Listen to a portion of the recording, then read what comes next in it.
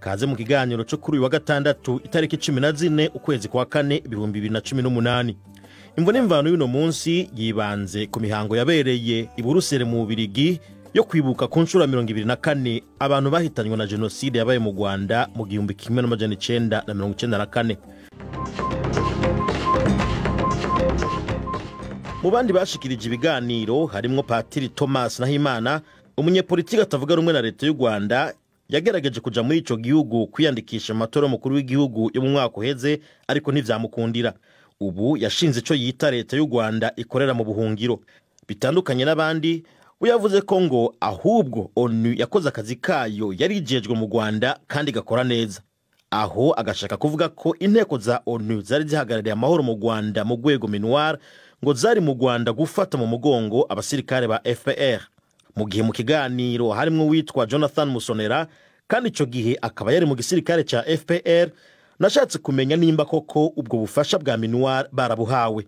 Musonera asanzwe kandi ari umwe mu bashinze ishirahamwe Rwanda Truth Commission. Ntabwo byari guhagararira amahoro, byabaye nko gukingira ikibaba igisirikare cya FPR Inkotanyi cyarwanaga icyo gihe, ari nacyo narimo kugira ngo mu by'ukuri kibashe gufata igihugu, cyane cyane ko iyo ukurikiye inyuma ubona ko hari inyungu z'ibihugu bikomeye Loni yari ihagarariye, kandi ubona ko mu by'ukuri iki ngiki baba FPR, kuko Loni yakuye ingabo zayo mu gihugu kirimo gikorwamo genocide nk'uko mwabibonye mwese ku manywa y'ihangu, aho kurengera abo bantu bashinzwe kurengera, ahubwo barabatereranye barabata. Izo nkunga zahabwaga FPR mu buryo buziguye cyangwa butaziguye.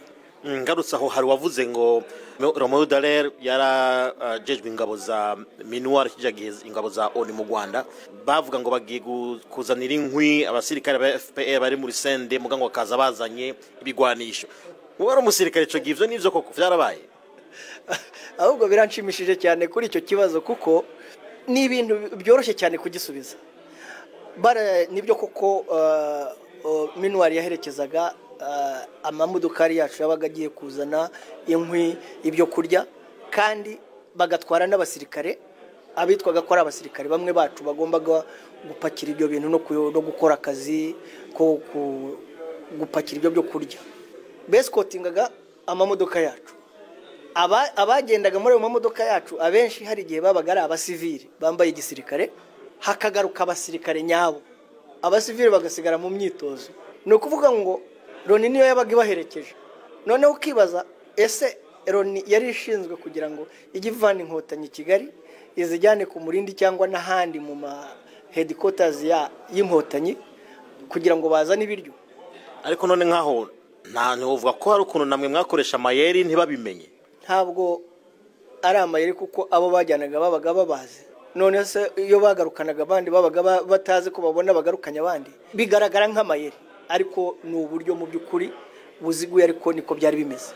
Ngushubije ikibazo cyoroshye, hari ibintu byinshi MINUAR cyangwa se abayitwaga ko bahagarariye amahoro hariya bakingiye ikibaba tubasha gufata ubutegetsi, kandi koko byarabaye, kuko n'indege ikimara guhanurwa abantu bicwa muri umuvu w'amaraso, bo baritahiye basiga abanyarwanda bapfa. Reka nkubaze ikibazo nabajije n'abandi, kuko mu bagize ico bavuga bose muri kiganiro benshi bataye amakosa kuri ONU, atabasirikare ba ONU barasize abantu bari gushobora gufasha barabareka baricwa. Mugabo FPR muri sende mwari mufise abasirikare benshi, hari abantu bavuga bati abasirikare nabo bari gushobora kuja mu baturage bakabakingira, kubera iki mutabikoze? Ntabwo iyo ngiyo yari inshingano y'igisirikare cy'Inkotanyi. Ndagira ngo mbisubiremo, hariho abantu bakunda kwibeshya, kuko ibyakorwaga na MINUAR cyangwa se n'ingabo za XFR zari ziyoboye u Rwanda icyo gihe, byafashaga byihuta Inkotanyi kugira ngo zibashe kuzarwanya icyo gisirikare zifata ubutegetsi. Ntabwo biriya babeshya ngo bahagaritse genocide cyangwa se ibyo byose, twari dufite ubushobozi bwo kuba twanarwana, kuko ubona bica abantu ugahaguruka ukabirwanya. Ariko igihe cyari kitaragera kugira ngo iyo komandoma itangwe, kuko ntibyari bukorwe mbere yuko barasa indege iyo wari umukuru w'igihugu. Kandi ujye wibuka ko iyo ndege yari itwaye n'umukuru w'igihugu cy'u Burundi, haguyemo abaperezida babiri n'abari babaherekeje. Iyo habonyemo inkomoko cyangwa itangiriro noneho ry'abara bakoraga ubwicanyi, abahutu bicaga abatutsi n'ubundi, bamwe muri bo babona inzira noneho yo gukora jenoside. Kandi noneho FPR yo yabikoze ibizi, irasa indege yari ibizi ko yari yabonaga umujinya uhari cyane cyane hagati y'amoko y'abahutu n'abatutsi. Ariko musonera nasubire mu gatoyi, FPR n'ubu irahakana ko itarashe indege. Niko wari muri FPR, wowe uremeza ko yayirashe? Genda byemeza kuko erega FPR bihakanye aho batangiye gukora amaraporo agaragaza ko barashe indege, babona ko ari ikibazo. Ubundi mu gisirikare byari ibyishimo ko bahanuye indege tubasha gufata igihugu. Ibyo rero ku musirikare wese wari muri FPR inkotanyi arabizi. Ntabwo uryewe nabitindaho cyane, ari ikibazo cyandemerera kugisubiza kuko ni ibintu nzi ibyanakorwaga n'abara iyo rashiyo ndege n'uburyo byateguwe. Abenshi twagiye tuganira ubatubwira uko operasiyo yakozwe. Ntabwo rero ibyo byari ikibazo. Bibaye ikibazo kubera ko hari amaraporo noneho arega u Rwanda, kandi bibona ko u Rwanda ruzagira ibibazo bikomeye cyane. Jenoside ni umusaraba ukomeye cyane.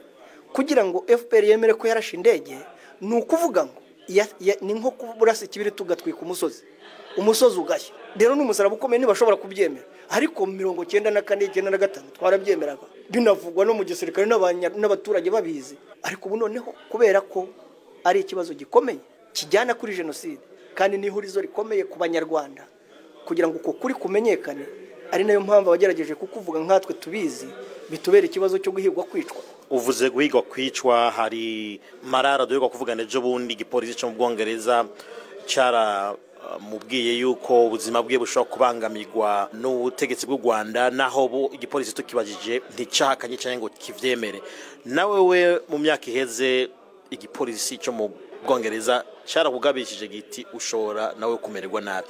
Ubu wo mutekano wawe umeze gute? Mbere na mbere jewe ndi umukristo nubaha Imana. Nzi ko umutekano wa mbere muhabwa n'Imana kuko niyo yampaye kubaho, impa kuba mpumeka, ni nayo izi gihe izankurira mu mwuka. Ibijyanye n'imibereho y'ubumuntu turimo hano ku isi, ndashimira igihugu cy'Abongereza turimo kuko mu by'ukuri nicyo cyabashije. Je sinari nanabizi, naho narindi nibo bahankuye, barambwira bati ubuzima bwawe burageraniwe kandi igihugu cyanyu mu by'ukuri ngira ngo warabisomye ushatse n'urupapuro n'ubu ndarufite naruguhuka rusoma, bampaye bambwira ko ari guverinoma y'u Rwanda ishaka kunyica. Jewe narababwiye ntabwo bintangaje. Ubu rero nkuko warumbajije umutekano wanjye nkuko babashije kumbwira kiriya gihe ntabizi, n'ubu kandi bakaba baranyimuye ahantu ndi, mfite umutekano uhagije mu buryo bw'umutekano w'igihugu cy'Abongereza. Ariko umutekano ukomeye ngukesha Imana yandemye, ntabwo jewe ntinda cyane ku mutekano mpabwa n'abantu. Hanyuma kindi kibazo ku makosa ya ONU, hari abavuga bati ONU ishatse yoreka kubaho, wowe ico kivuga kwiki? Imana idufashije yavaho kuko ronivuyeho amahoro yaza kwisi. Hanyuma amashami yayo nka za HCR zifasha impunzi canke za PAM zifasha kugaburira abatishoye, duca bigenda gute? Uri umunyamakuru naringiye kugusubiza nkaho baza ikibazo wigiza nkana nka mwarimu, ariko reka ngusubize. HCR nibyo koko yitwa ko ifasha impunzi kazi ibiryo. Ejo bundi ku Kibuye inkambi y'Abanyamurenge bagiye gutabaza HCR ngo ibafashe baha ibiryo, inzara ibageraniye. FPR na DMI baraje babaha amasasu imbere ya Loni n'imbere ya HCR bareba. Hari icyakozwe se? Wowe kubikurikirana nk'umunyamakuru wambwira ko hari reaction nimwe ya Loni cyangwa ya HCR yavuze ngo aba bantu baraswe imbere yacu tureba, barashwe n'igisirikare cy'u Rwanda, reka dufatire ibyemezo u Rwanda turibaze n'aba bantu biraho. Ni nkuko nabandi bishwe 94 n'uyu munsi wa none nuko bicwa, kandi Loni na HCR ziraho. HCR ni ishami rya Loni. Ni nko kuvuga ngo ufashe abasirikare muri batayo, wohereje company imwe y'abasirikare kujya ahantu, ariko ni company ivuye muri batayo y'iyo group na Loni. Rero ni abo bantu ni abakozi ba Loni, ariko bitwa amazina atandukanye, bagenda bitwa HCR, bitwa Human Rights Watch, bitwa amazina atandukanye ariko ni deployment za Loni kandi zikorera Loni rero impamvu tuvuga ko nta kimaze mu mateka yacu ntacyo yatumariye buri gihe twicwa bareba n'abacitse ku icumu ntibabarengere nk'ubu reka ngo urugero rworoshye nibo bakoze report ya mapping barangije baragenda baravuga bati biragaragara ko abahutu bishoboka ko bakorewe genocide rwose nibishyikirizwa inkiko bishobora kuba genocide yakorewe abahutu barangije impapuro ntibyakozwe mu 2010 ntacyo bavuze baragiye raporo barazibika n'abazikoze barabwira bati muramenye muzavuga aho bagomba kubashyira nibo bahazi biracecetswe. Faustin Twagiramungu yabaye umushikiranganje wa mbere w'u Rwanda mu gihe cy'intambara nawe yari mu kiganiro kuvyiswe amakosa ya ONU mu ntambara yo mu Rwanda. Naramwegereye ndamubaza nimba koko nawe ayo makosa avugwa ayabona. Ubu ngubu biriya bihugu bita ngo nibyo mu karere k'ibiyaga bigari bifite ibibazo bikomeye. Reka ngurugero kuva abazungu bakandagira muri Kongo umwami wa hano mu Bubiligi witwa Leopold II yavuze ko igihugu ari iki akoresha abantu kujya birirwa basoroma ibintu ngo byo gukora amapine hapfuye biliyoni 15. Ivyo ibintu byanditse ntabwo ari byo mpimba. Icya kabiri muri 72 umwaka w'igihumbi 1972 i Burundi hapfuye abantu bageze ku bihumbi 300. Ejo bundi byabaye mu Rwanda byo nagahomba isi yose irabizi. Loni ibyo bintu byagiye biba ku gihe cya Leopold Loni ntiyabagaho. Leopold II umwami wa Belgique ntabwo Loni yabagaho. Ariko si byabaye 72 ibyabaye 94 tuzavuga ko Loni itabizi. Ibintu byo mu Rwanda byabaye kubera ko Loni n'Abanyamerika bashatse kubiba. Cyane uko nguko mbibona. Kuko iyo baza kuvuga bati ababirigi bavuyeyo kubera ko barakaye ngo bisha abantu babo 10 bari kohereza y'abandi. Biriya byo gukomeza gukangisha ngo hari ibyago ngo bagiriye muri Somalia ntabwo tubyemera twebwe.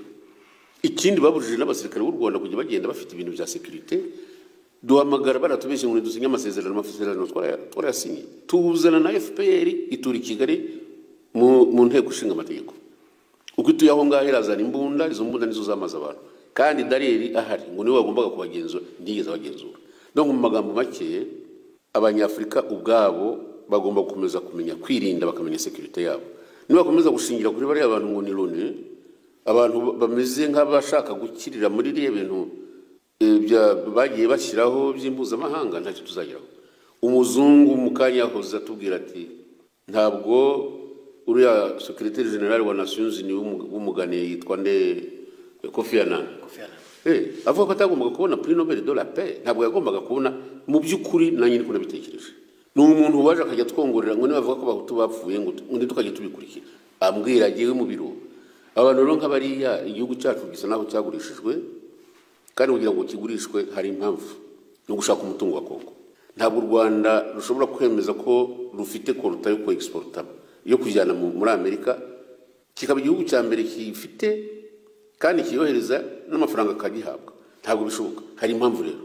Iyo bajya kwica rero ujye utekereza uti umwaka w'igihumbi 1491 batangiye gutwara abirabura bajya kubakisha ibintu byose muri Etats-Unis na n'ubu esprit ntabwo yahindutse. Igihe umwirabura uzaba ufite agahenge ko kumwe exporta kugira ngo wowe ukire nguvuga ko gutwara ibyo kugira ngo ukire bazabikora. Abanyafrika rero nibo bagomba kwihesha agaciro nta kundi nge mbibona nuko bibona. Rero tufite mu make mu Rwanda hagomba ubumwe bw'Abanyarwanda. Abanyafrika ubwabo bagomba kumenya ibyabo bakomeze kugira ngo Loni cyangwa se abazungu nibazabagize. Iyo nuko mbibona.